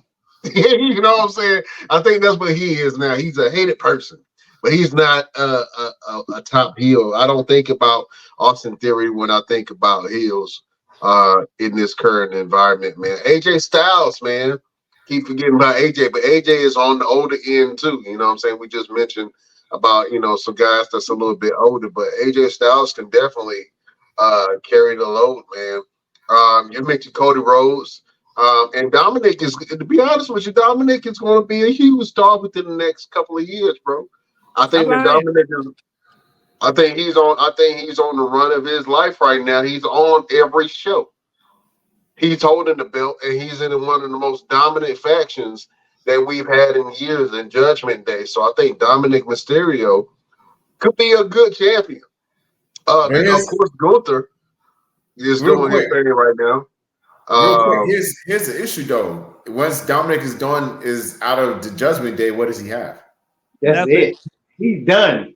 He's done. Without mommy, he's done. Well, you mentioned LP, somebody who I think should be released, and I'm gonna go ahead and mention it. I don't know why his name didn't pop in my head, but Mr. Everything, he was one of your what's the promotion? Control Your Narrative, brothers. You know who I'm going with, because I do not like this dude at all. Karrion Kross. Yeah. Karrion Kross need to go. His ass need to be on the chopping block. Kim Ann's wife, making all them faces and shit. She need to go. I think he might be on the next list. I'm not even going to lie. Oh, for sure. Possible. For sure. They can't get this guy over. They can't get him over now. What's the difference between Karrion Kross and Austin Theory? Because they didn't give him Karrion Kross every chance, beating Rey Mysterio. He had stories with Rey Mysterio. He don't have some beef with some major stars. They done tried with him, and it ain't working. Like, he can't be a good heel. He can't be a good face. They can't even send him back to NXT. I've never understood why, but he must have been a totally different person in NXT, but I've never understood him, period. But he just like him in NXT either. Yeah, he took the light heavyweight championship. I'm like, this dude is not a light heavyweight champion. He is not a light heavyweight at all. A cruiserweight. He took the cruiserweight. I think he held it for a bit between. He had a feud with Santos Escobar, and I believe he held the cruiserweight belt for a little bit before it was merged. But yeah, man, I think that he need to go, bro. I think some guys just don't got it for, like, I ain't gonna say just don't got it for wrestling. I think with wrestling you gotta have a lot of stuff with it. But I think for the WWE, some guys just ain't a good fit. So I think sometimes they need to go. Like, I really been on my AEW kick lately because I've been watching a lot of best of videos, and I don't know if you guys even watched that thing I sent in the inbox with all with a lot of the best Savage moments and promos and stuff like that. There, like, and I use Christian as an example again. Like, he's killing it over there at AEW, but WWE never let him be no more than Edge's brother, or they gave him a little push, but they never let him go. Some of these guys, I think they just need to go elsewhere and just, because I think for the WWE system, it just doesn't work. That's why I feel like MJF won't work in WWE. I don't think Jay Cargill gonna work in WWE. I think certain people work better. That's just like us. You may have a job that you work, but you may have another job you're better at. And I think some people just don't fit that formula, and you can't make them fit it. Karrion Kross doesn't fit WWE. Love it or hate it, Austin Theory doesn't fit. You send Austin Theory somewhere else, and I guarantee you Austin Theory will be the man over there in Impact. Well, I ain't gonna say AEW, but I just think he needs a little bit more, and then he can come back. Look at Drew McIntyre. Drew McIntyre wasn't like he is now until he came back after he left. he became a better person doing the other stuff. Some of these guys really need to leave and then come back. That's the only way they're gonna be stars because you can't force it. You can't force them to be stars when they already barely staying afloat. And what you don't give it. What else can you give them? Like I said before, what else can you give Austin Theory? Just give him the belt. Just say here, Roman do the finger poke of doom. Yeah, imagine Roman doing the finger poke of doom and giving the belt to Austin Theory. Now that would be an epic moment. Now they could take him to, I don't know where it's gonna take him. I think the fans will revolt. I think the fans will hate that.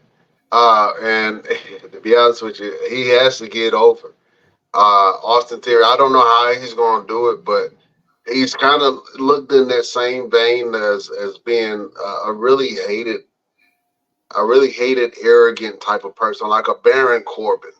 You know what I'm saying? Like Baron Corbin has always been a good bad guy, but Baron Corbin can back up everything that he's saying, and Austin Theory is starting to back up his talent, man, and how good he actually is. Now, personality-wise, the fans haven't gravitated towards Austin Theory, but Austin Theory made a really good babyface when he was down in NXT. He was a babyface with Johnny Gargano, man. He was this lovable, dumb oaf that everybody, gravitated towards and loved. And then when he came to main roster, he just hit heel mode and just completely switched into a completely different character, man. Mm-hmm. He got fired too.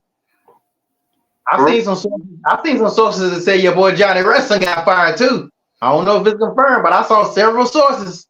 No, he just recently was in a match, but he might be on his way out because he had a house show match coming back from injury and he lost the match. Candice LeRae might be going right along with him. Tommaso Ciampa might end up being on that list. And crazy enough, the two guys that's in the LWO, the little tag team that wrestled Street Profits last week, they on their way out. Them dudes is getting ready to go. They got squashed by the Street Profits. They got squashed. They on their way out. It's about time for them to go. Oh man! Did Adam Pearce get his walking papers too? I'm not sure. His Instagram was kind of cryptic. It was really cryptic in what he said. Let me see if I can show that. Mr. Everything, read that for me. It says, "Thank you for watching our television programs and for all of the really positive messages I've been sent on social media today. But mostly, thank you for watching our television programs." And then and his comments below his Instagram status was shaking my head. But Adam Pearce has always had cryptic type messages on his Instagram and his Twitter. So I really don't know what that is about, but we'll find out right here in the best Damn Wrestling podcast. It's crazy when stuff like this happens and you just gotta be. I remember when I was working my job and the company was shutting down, so they started firing people like weekly. So every time somebody called in the office, everybody in the machines looking like, "Am I next? Am I next?" And it was the craziest week. Cause jobs do that when they cut and they said we're gonna cut 50 people. So nobody knew who the 50 people was. All you had to do was just sit there and be like, "Am I gonna be in that number?" They don't even give a number out. They just look like we're gonna drop these names. And you remember that first time they fired all them people, that first set, it was some names, but nobody really was like, but then they started dropping them bombs like Bray Wyatt and your boy Braun Strowman, them big names. So I'm telling you, they're gonna be some big names because if you're cutting the fat, you cutting some money contracts too. So some of them boys that might have them big old contracts. I'm telling you, it's gonna be some shockers that's gonna be coming soon. And I hate for anybody to lose their job. I know we've been talking about that. I know it probably messed up. We've been talking about who need to get fired next. That is kind of messed up. The Good Brothers might be on that list as well. Because it's really weird that AJ Styles stepped away from him. So the Good Brothers could be there. They need to get rid of the Viking Raiders. Hell, they suck. Where they been? They get ready to go out too. They've been fighting every week, man. They fighting new Kofi and New Day every single week for the last year. Seems like they fight them every week, and I'm like, dog, you ain't got nobody else in the locker room that they can fight. Also, your boy Ridge Holland, get his ass out of here. I'm still mad at him for hurting Big E ass. I'm still mad at that. And I think they got Butch or Pete Dunne down there in NXT right now fighting for the Heritage Cup. So I'm not sure if they are kind of breaking them apart or Pete Dunne / AKA Butch is just down there for right now, and still being a part of the Brawling Brutes. But get Ridge Holland ass out of there. I said it. 2 tears in the butt. It'd be crazy if Sheamus end up being one of those big names, some big surprises. That would be big, man, for Sheamus, to be honest with you. I think, and then the crazy part is Sheamus's contract is coming up next year, so they don't know if he's going to re-sign or not. Maybe he's going to go down to AEW and maybe join the Blackpool Combat Club. I'm not sure. I don't want it. I don't know. I don't like seeing older talent go down to AEW and then get in some of these matches, man. These really unsafe, really unsafe spots, unsafe matches. And they just had who just recently did a unsafe. No, your boy John Moxley just had a concussion. Just was concussed. And they were worried about him. You know what I'm saying? And seeing what's going on with your boy John Moxley, man. But a lot of the older talent, like you mentioned a few minutes ago, Sting is going down there, and Sting is jumping off of stuff and he living his best life right now. Yeah. I do think that now more than ever, like everybody really should be thankful for AEW. Because let's say AEW never took hold. A lot of these folks will either be back on the independents or New Japan, or at least that's why we need AEW. We need one more show probably. We got Impact or whatever, but people don't. I don't watch it. You got NWA, you got Impact, you got MLW, you got AAA, and then you got the Japan promotions, and then we still have OVW.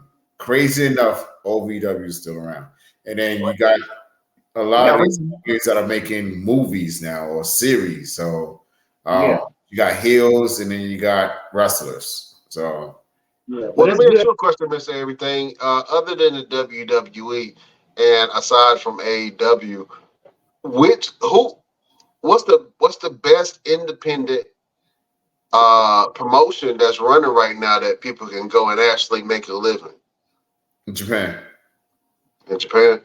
Japan. You could definitely make a crazy amount of money out there in Japan. Have you ever thought about going over there? I want to so bad. I've been contacting people left and right, and I'm just hoping somebody reaches back out to me. Okay, Mr. Everything in Japan. He gonna come out in a Komodo. Yep. With everything down the side. Hey, you may go. You could go over there and blow up, and then that may be how you get back into stuff over here. That's why I think it's. I know what everybody think wrestling. You think WWE because they're the top, and if you're a wrestling fan, now you know WWE and AEW mainly. Back in the day, you knew it was WCW and WWE. You don't know all these other names, but it's good when you know other stuff. You can. There's always ways to break into somebody's house. You got the window, you got the back door. You can crawl in through the cat door. whatever it is to get in there, do what you got to do to get in there, and then you are in there. So that may be your route. Let's see. Definitely see. Oh man! So let me ask you guys a question. What AEW stars do you see jumping ship and coming over to WWE? I know we mentioned Jade Cargill, and they're kind of hinting that she's going to come back into the fold, and possibly join WWE. And I would love to see it, but I'm not sure how much validity those claims have until I see it for myself with my own two eyes. What AEW wrestlers right now do you think can jump ship over to WWE and really shine in that system on that roster? Jay. Hold on, let me go around. Let me Chef. I think I heard you first. Go ahead, Chef. Jade Cargill. Jade Cargill. Yeah, definitely. For sure, she's one of them. Mr. Everything, go ahead. Bryan Danielson. Really? Absolutely. You think he would want to come back to WWE? Yeah, enough zeros? Yeah. With enough zeros, absolutely. What about you, LP? None. I think no. I really feel like the people that's in AEW are where they supposed to be. Like unless it's somebody who go back. Like I ain't even gonna say go back. If Rusev went back and became Rusev again or whatever, would that work? Like I don't even think the stars can really go back. I know they can go back over there, but nobody has done it yet. And I think it's the reason. Like I just think that the fit for those guys in AEW are the fit for AEW. And the people from WWE, even when some of them go over there, it's not like it ain't always good moves. Bryan Danielson was definitely great. He's like one of the greatest wrestlers in the world. CM Punk is going to show up at WWE soon, so I mean, everybody need to go ahead and get ready for it because it's going to happen. Can we not? I'm so sorry. It's y'all often talk about business. What's good for business?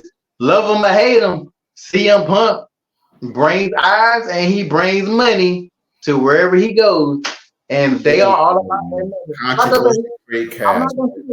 I'm not gonna say he's gonna go to WWE and be there for years. He's gonna pop up. He's gonna pop up. I guarantee it. And he been saying a little slick shit too. I think he gotta wait a little bit before he can go. Like 3 months. He said something about you'll find out in 3 months or something. He said on one of his little things or whatever. You gotta think that dude is old and he ain't got a whole lot of money. That's why he was doing what he's doing anyway. He messes himself up. But that WWE money, that can get him right. Get ready for Mr. Victor Andrews. You can be one of the ones that's going to be hyped about it more than anybody else when you hear that. You got to admit, whenever that music hit, tell me it's not going to be a pop. Be honest. No. Stop it. I think if he did come back to WWE, a lot of fans don't really want to. I'm gonna go on the record and say I've never been a CM Punk fan. Never. When he wrestled in WWE, even when he came back and started wrestling in AEW, I've never been a big CM Punk fan. I've always loved his finisher. That was great, but in ring, I've never been a CM Punk fan. I'm sorry. I know that if he came back to WWE, he would definitely get a big pop. And I'm pretty sure the pop would be bigger than the one that he got when he came to AEW. And that was big because we even talked about it for a little bit of how big that pop was and how that was probably one of the best moments, returns of all time, other than Edge, But I think CM Punk, if he did come into the fold, he would be good, man. He would ruffle a couple of feathers, but I have a question for you guys. I got a question for you guys right now. Who do you think will have the biggest pop in the return? For a return? A return. Daniel Bryan. You mean in general or from AEW? Or you just talking about in general coming back?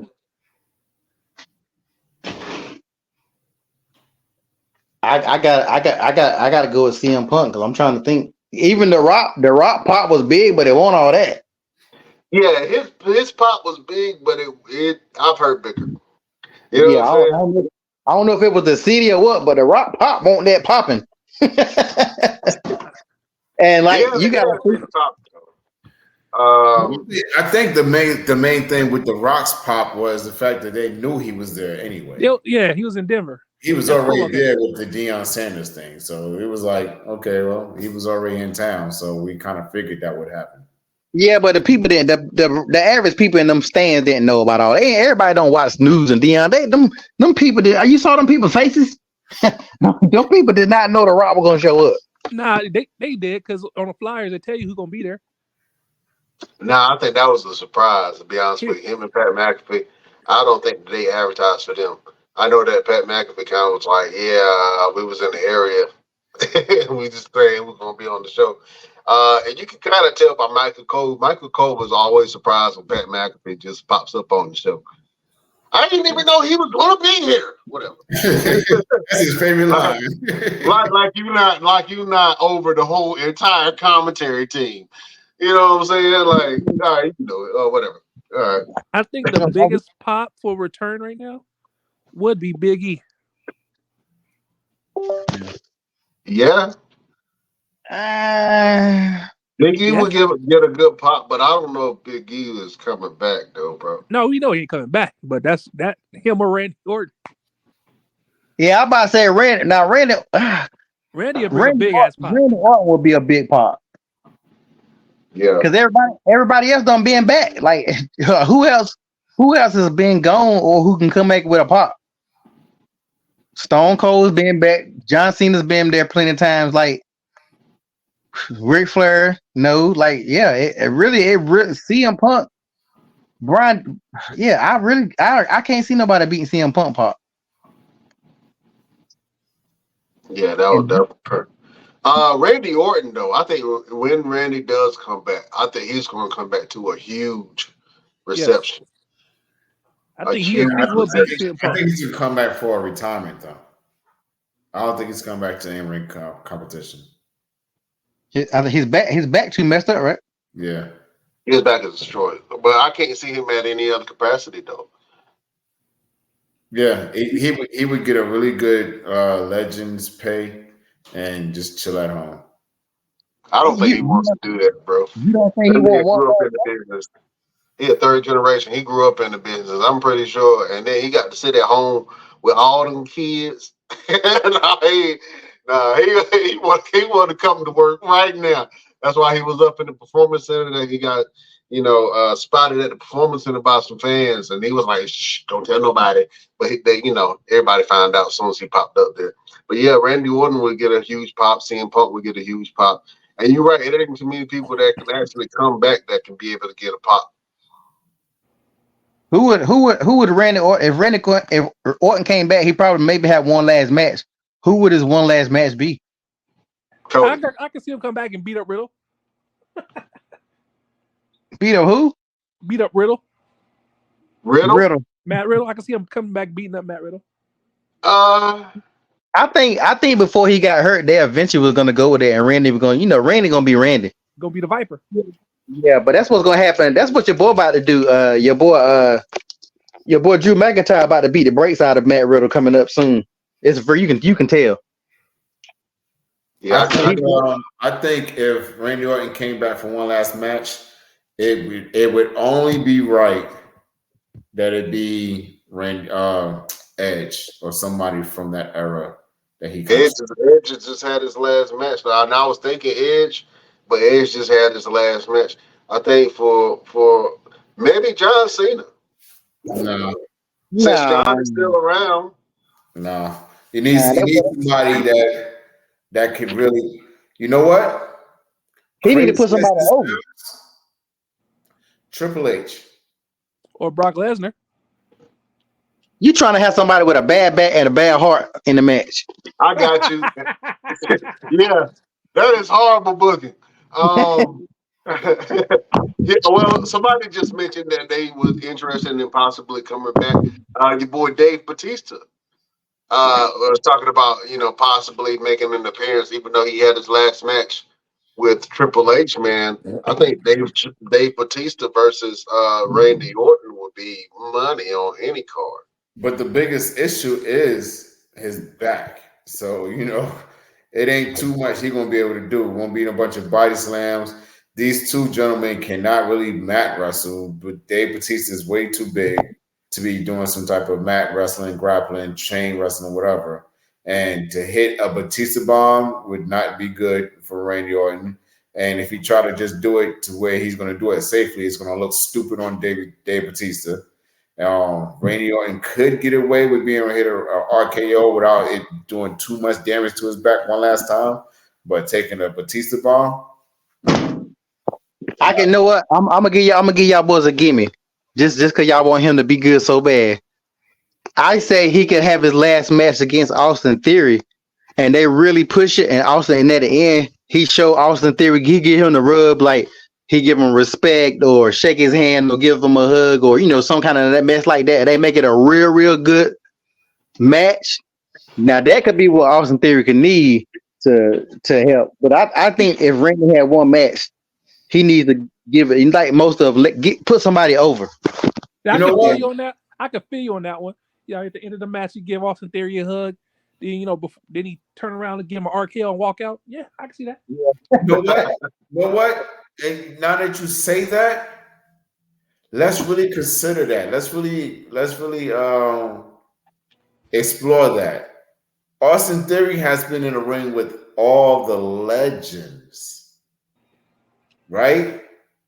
What did Randy Orton first do when he got there? He was in there with the legends. He's the legend killer. He was a legend killer, but he was actually assassinating legends, though. That's the difference. Austin Theory has been losing. He beat John Cena. He beat John Cena. I could see a match between him and The Rock. I could see him beating The Rock. No. That might be his thing. I don't know. I think that definitely would help him. That would help him get over in some kind of capacity, depending on how they did it. Mm-hmm. Now, especially if Randy come out and he's telling everybody, thank y'all, blah blah blah, and he had like how to do it when the wrestlers sound like they about to retire, and then here comes somebody cut him off, like Shawn Michaels did it a whole bunch of times, and that's why I think Randy, everybody know how bad Shawn Michaels' back was. Shawn Michaels came back and put on the best second life career of any wrestler ever after his back was messed up after that damn Stone Cold match. And Shawn Michaels won't never supposed to come back. But look at the matches he had when he came back. So Randy back might be tore up, but he still can come back. So let's not say his back is gone too much, because I don't think we've seen the last of Randy. Do you guys, and I'm just reminded of this from what you just mentioned a few minutes ago. Do you guys remember the retirement speech that Mark Henry gave on Monday Night Raw? John Cena.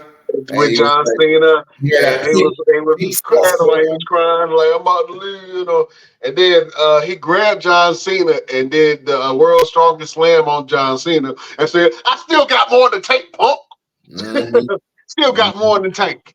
I think that was one of the moments that was almost career defining for him. But after that, I don't even remember seeing a final match with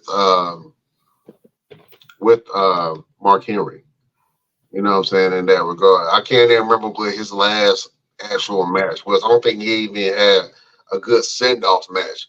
But I do remember when Randy was going around, and I think Mark Henry had a leg or ankle surgery or something. He was on a little bike. Yeah, and Randy was like, it was like, if you still want to go, I put your crippled ass in the ring.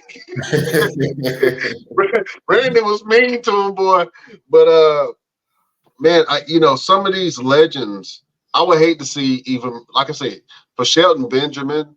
I don't think that he got the respect that he really deserved. And I think that he's definitely going to be a Hall of Famer. I think that he should be a first ballot Hall of Famer in a lot of ways. Will they give it to him? I don't know, but I know he's going to definitely be in the Hall of Fame. I'm sad to see him go, but you're right. They are going to make some more cuts coming soon, and I think we just got the first wave, and the second wave is probably going to be devastating for some people, man. So we shall see. LP, you got any more for the boys?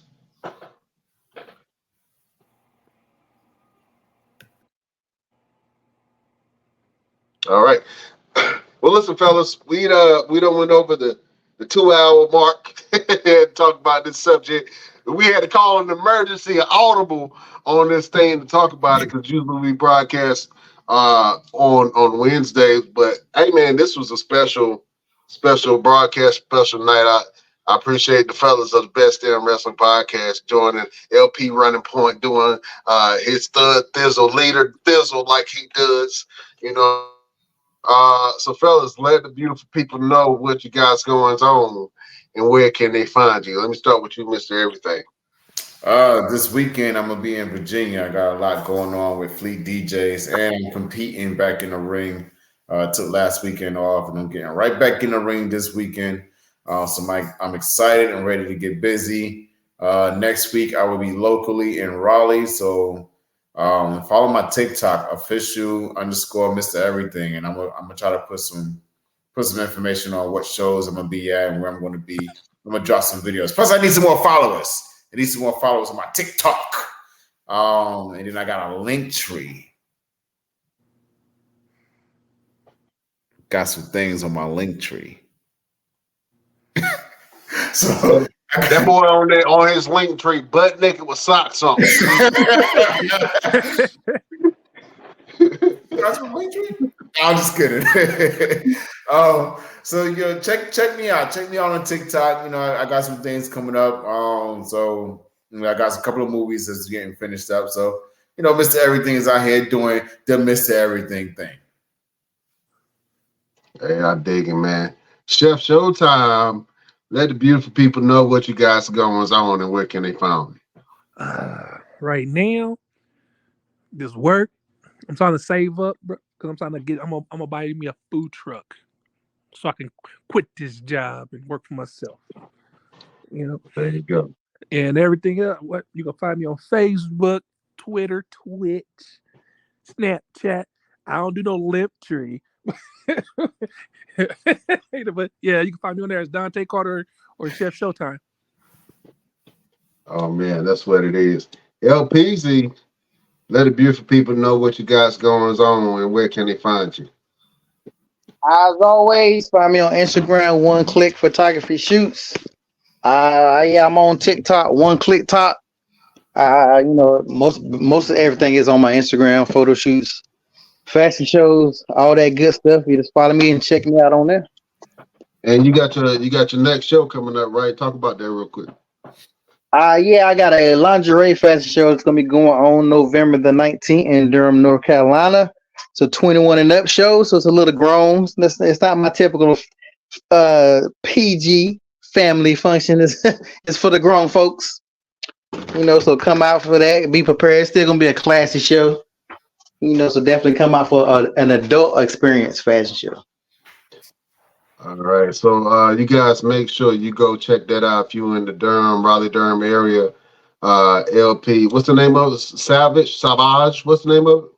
Savage Seduction fashion show. Seduction. You know what I'm saying? So you go check out that show. You might see a nipple or two. You know what I'm saying? I'm coming to the audition for this one. I'm working on fitness. That was a nipple. I'm working on my fitness. I'm coming to the audition for this one. I'm a body guy now. Hey, I thought you were supposed to be in the show. LP, did you fired Mr. Everything?